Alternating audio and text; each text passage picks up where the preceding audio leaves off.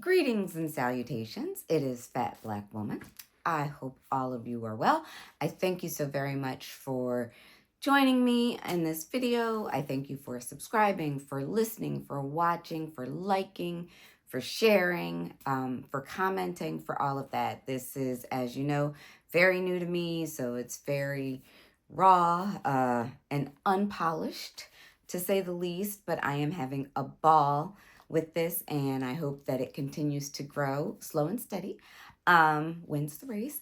So thank you again, but please remember to follow me on all of the platforms: Instagram, TikTok, Twitter, Blue Sky, and of course YouTube, all under the name of Fat Black Woman. So I want to pick up on another story that we spoke about, or that I spoke about earlier this month, I believe. And it's about the conversation that's going around about the FBA's, which is Foundational Black America, and the ADOs, which I'm assuming is the American descendants of slaves. I'm not sure. But the conversation is heating up, and it's getting kind of serious and vitriolic, and I'm still questioning as to why. Why are we even bothered with trying to delineate between foundational Black Americans, meaning those born in the United States, to parents who were born in the United States, whose ancestors have been in the United States since the time of chattel institutional slavery, and then those versus those who have the same lineage, or the same history rather, in terms of chattel slavery, but those born in the Caribbean or in South America, versus those who may have been born in one of the countries in Africa, and how we delineate so as not to be confused from and removed from our history and from our culture.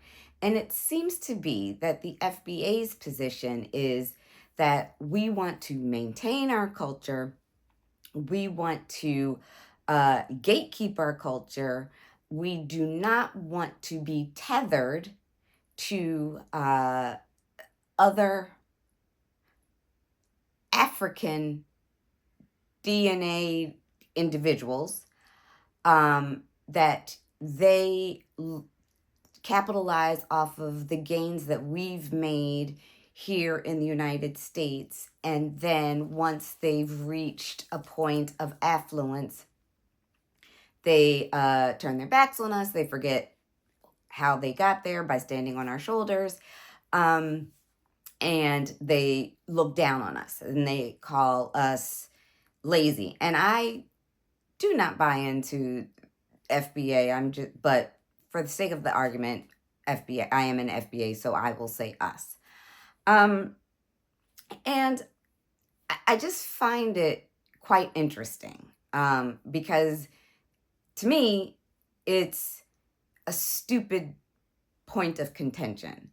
I don't see in my travels and my experiences with those who are descendants from the Caribbean, those who whose parents are from the Caribbean, those whose parents are from South America, those who come from Africa. My experience has only been one of positivity, of welcoming, of family. I have not felt looked down upon in my intimate circle of friends. That's not to say that it's not there, and that I haven't heard that, and that there aren't instances where someone will say something negative or stereotypical about Black Americans. For example, I was working, just for shits and giggles, at a wine store, and a gentleman came in and I heard him speaking, he was speaking in French. So I said, "Where are you from?" So he responded, "Africa." So I said, "Okay, there are 54 countries in Africa. Which one are you from?" So he went on to tell me Guinea, and then asked, "Do you know where that is?" As if I've never seen a globe or studied a map or even been to Africa. So when I responded, "Yes, I know exactly where it is. I am somewhat educated. I know my geography," he then felt, "Oh, it's okay for me to talk and speak with her. She is not beneath me." So I do understand where that sentiment comes from, and where some of those experiences may come from. But that is the exception. It's not the rule. And it's the same thing that we FBAs go through here in America with everyone else, with white people, with white adjacent, with Asian people. They think they know something about us, and then they're completely wrong. And if we know how it feels to be on the receiving end of, "Oh, the surprise, wow, she's so articulate," or, "Wow, you know this, why would we want to impose that on someone else or assume that of someone else and the way that a large group of them think about us?" It just doesn't make any sense. I also find it very curious that we are having this conversation now when in the United States there's so much turmoil, there's so much strife, there's so much dehumanization going on. So we, FBAs, are now in this conversation to secure our spot in history, our place, our culture in history.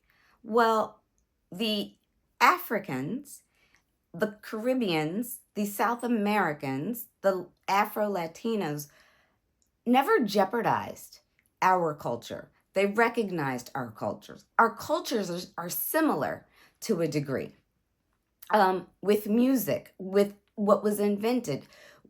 African Americans invented every type of music that there is. Country, jazz, gospel, rock and roll, hip hop, R&B, you name it, we did it. Afro Latinos, the salsa, merengue, conga, on and on and on. Samba.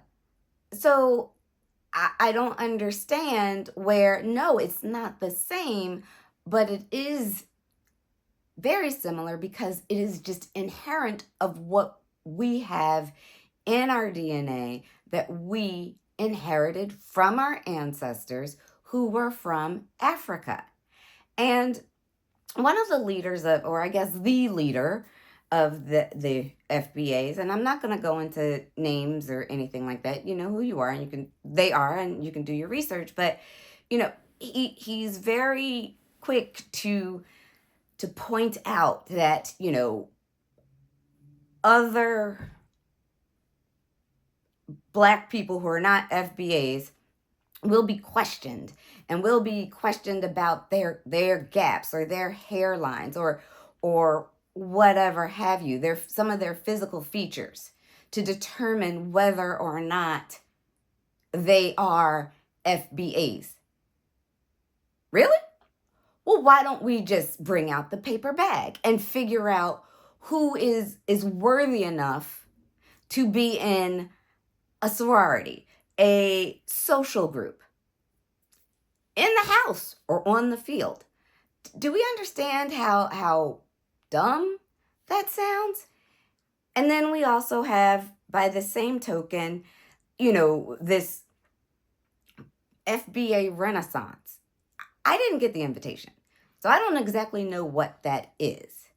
But apparently it has something to do with protecting our culture. Our culture is not in jeopardy at all. It's as influential, it's as strong, it's as creative, it's as innovative as it's always been. And because of the genius that we got from our African ancestors who gave us astrology, who gave us medicine, who gave us architecture, who gave us algebra, who asked them to, who gave us all of these things, who taught the Europeans how to be clean, how to take care of their personal hygiene.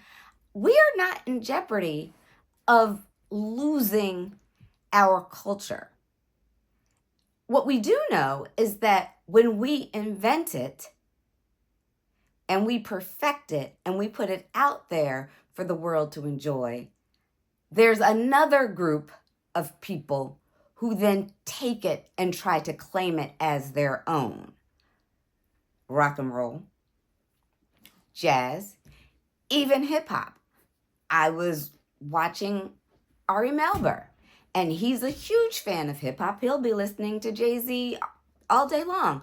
So he was talking about hip hop, and out of all the DJs in New York City that he could have had on his show, Funk Flex, Envy, Dating Myself with SNS, DJ Armstead, personal friend of mine, all of these DJs that are out there, Pete Rock, Kid Capri, all of them. He chose Mark Ronson. Really? Mark Ronson, out of all of the DJs that he could have had on his show to discuss hip hop, to discuss how a beat breaks and how you determine your playlist. Mark Ronson. So that's where our concern should lie. I'm just really curious as to why now. And being the conspiracy theorist that I am, I think that this, and I know I'm going to offend a lot of people, and I apologize for that. No, actually, I don't apologize for that. This is an open conversation. We can have a conversation. But I think that the reason that we are looking at these types of conversations, we are once again being pit against each other. FBAs against Africans, against Afro-Latinos, against Afro-Caribbeans, and having our own little insulated war going on when others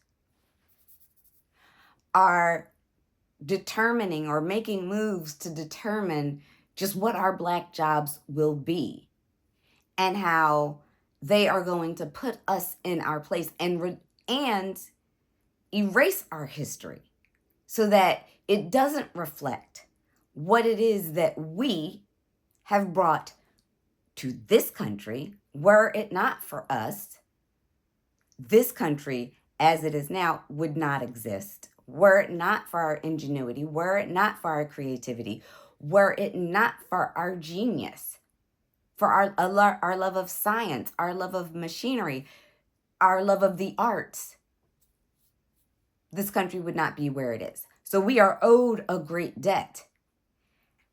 And I think one of the concerns is that the FBA leaders do not want other African descendants to receive reparations from slavery because, as it was stated, the FBA's got the reparations momentum going. Going where? Where is it now? I didn't get my 40 acres and I didn't get a mule. So what momentum are we talking about? The last time we had a serious conversation about reparations was in 2019. I believe it's in June of 2019, where there was a panel that sat before Congress. And it was very performative. And it did absolutely nothing with regard to moving the needle to reparations. So what momentum are we experiencing in getting closer to reparations? Just throwing it out there. Also, I was looking at the official FBA website, and I'm curious about some of the information that is communicated here. It states that the rich history of FBAs didn't begin in 1619 with the arrival of enslaved Black people in Virginia. Well, who were the enslaved? They were African. We can say that without giving away our culture. It began earlier, in a century earlier, almost in 1526, by a Spanish colonizer who brought the first documented enslaved Black people. Once again, we can call them Africans because that's where they got them from. So that's the truth. That is who it is. The foundational. Any enslaved individual from Africa or of African descent is foundational. Yes, they were imperative to the foundation of the United States. He talks about the website talks about the revolution that took place and what resulted in maroons, which is great. We applaud any and everyone that was able to escape slavery and regain their freedom. That's wonderful. One of the things that I also learned was that, according to the website, it is Foundational Black Americans is not a group or an organization. There's no designated leader. Sorry, so I'll just say that the person who's been leading the charge. FBA is a lineage based designation that specifically refers to the over 43 million Black Americans who are direct descendants of freedmen, the formerly enslaved Black people who were emancipated in the United States. So a couple questions there. Freedmen, meaning those emanciped people who were emancipated by the Emancipation Declaration. Y'all know what I'm talking about. Or the freedmen, who were the enslaved of 5 Indian tribes in the Midwest. So are they also considered foundational Black Americans? I would imagine so, but which freedmen are we speaking of? Also, the website refers to the 43 million Black Americans. Well, according to my little research that I did, there are, according to the 2020 census, which was the most recent, 46,936,733 African American or Black American citizens in the United States. This is according to the census. Of that, I'm assuming they are saying that 2.3 million of that 46 consider themselves African, 100%. 2.8 million consider themselves an African combo. 2.1 Caribbean, 2.1 million Caribbean are also lumped into that. So in this number of 43 million that is cited on this webpage, you are including Africans, Caribbeans, Afro-Latinos who live here. So what is it? Don't know. My point being, and it is not to start a tit for tat, but I just really want us to think critically about why we are having this conversation now, and who is leading the charge. Who are the mouthpieces of this charge? what do they gain? And I, again, don't want to point fingers, but I'm just reminded of something I heard uh, by, oh gosh, my gosh, he was on he was on YouTube. Um, I think he's the irritable genius or something. I think that's his name. But someone had questioned him about being an agent for the other side. And at the time, he was employed by the United States government. And he broke down how he couldn't be an agent because he's out there. The United States government has all of his governmentals, but that agents are those who are out there, who are talking and making themselves visible, but you never actually know where their money is coming from or how they're getting here or how they're getting there. And they're the ones who pop up on college campuses just out of nowhere. And my question is there some agentry going on here? Are we being duped by our own? Because it wouldn't be the first time. And I would hate to think that that is the case. But this movement, this FBA movement, is so hateful and so vitriolic. And it benefits no group whatsoever. That I think that there has to be some other motivation behind it and why it has become so widely broadcast at this point in time. You know, I'm reminded of Esther in the Bible. Such a time as this. And such a time as this is that we need to be coming together as a group, as descendants of the African enslaved, as descendants, direct or otherwise, of the people from Africa, from the countries of Africa, from the countries on the continent of Africa. We need to stop name calling and stop picking at people personally and physically and how they live. And just remember, you know, when you talk about somebody living in huts, that's their chosen way of life. But did you ever investigate how those huts are structured and architecturally designed so that they are so sturdy and can withstand any type of weather and monitor their own temperatures? When you consider people who, or you talk about people who live in shanties or metal roof, steel roof homes, well, then we have people here, our people, who live in overcrowded, roach infected housing projects that no one cares about.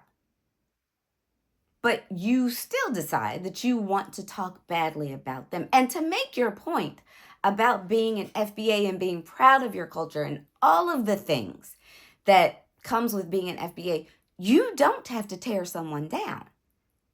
To me, that just reads that you're not as proud of being an FBA as you claim to be. And for as much as we're talking about this, you know, people are really standing up. My people are really standing up for this country and for the American way. And what has this country really done for us? That we want to stand on business for this country. When have we ever been true equal citizens? The funny thing about this FBA situation is we as Black people have to qualify what type of an American we are. So FBA is appropriate. I'm a foundational Black American. I cannot just say I'm American. Now, someone whose grandmother or great grandparents have come from Ireland and they've lived here for, I don't know, 100 or so years.